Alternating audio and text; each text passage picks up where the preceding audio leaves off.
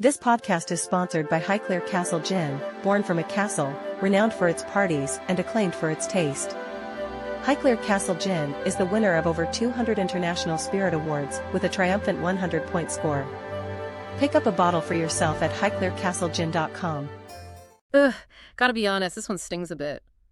Time Bandits getting canceled. Yeah. By AppleTV. After just one season, we were so ready for this one. I know, right? Big names, intriguing premise, and, let's be real, anything Taika Waititi touches usually turns to gold. Totally. So we're diving into this cancellation, looking at this article that breaks it all down.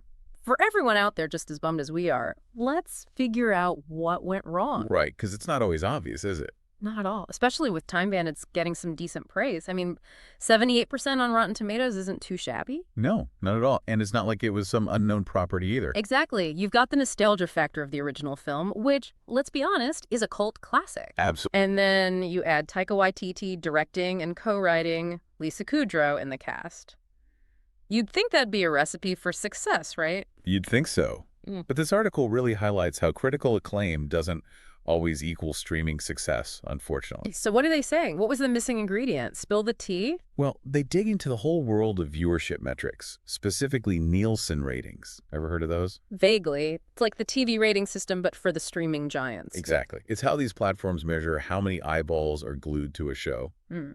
And unfortunately, Time Bandits wasn't exactly lighting up the Nielsen charts. In fact, it wasn't even cracking the top 10. Ouch. So not enough people were tuning in, even with all the makings of a hit show. That seems to be the case. And at the end of the day, these streaming platforms are businesses.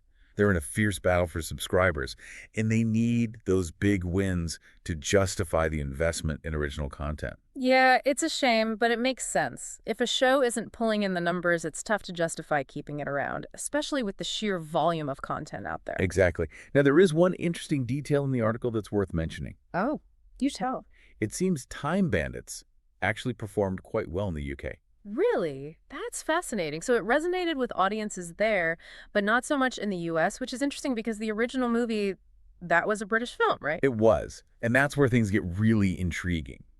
You have this show, a British property at its core, finding success back in its homeland, but faltering in the US market. Makes you wonder, why the difference? Yeah.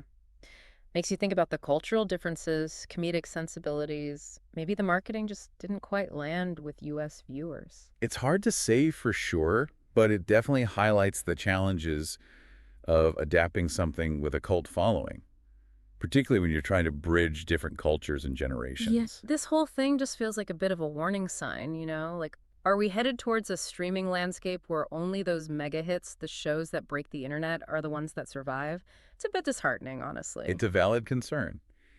The reality is, the streaming landscape is incredibly competitive right now. Platforms are facing tighter budgets, increased pressure for subscriber growth, and an overwhelming amount of content to choose from. It's a tough situation all around. It is. So where does that leave us, the viewers? I mean, I love discovering hidden gems, but it feels like those might become even rarer if this trend continues. Right, and it raises some interesting questions about how we value different types of success in the streaming world. Is it purely about viewership numbers, or should critical acclaim, cultural impact, even a dedicated niche audience factor into these decisions? It's a tough one for sure. So for everyone listening, the next time you're browsing through your endless streaming options, think about this Time Bandits situation. How much weight do you give to critical acclaim versus widespread popularity? What would make you more likely to give a show a chance? It's something to ponder, right? Because ultimately, we as viewers have a role to play in shaping this evolving entertainment landscape. We really do. All right, well, that was a fun one. What did we deep dive into next time? Only time will tell.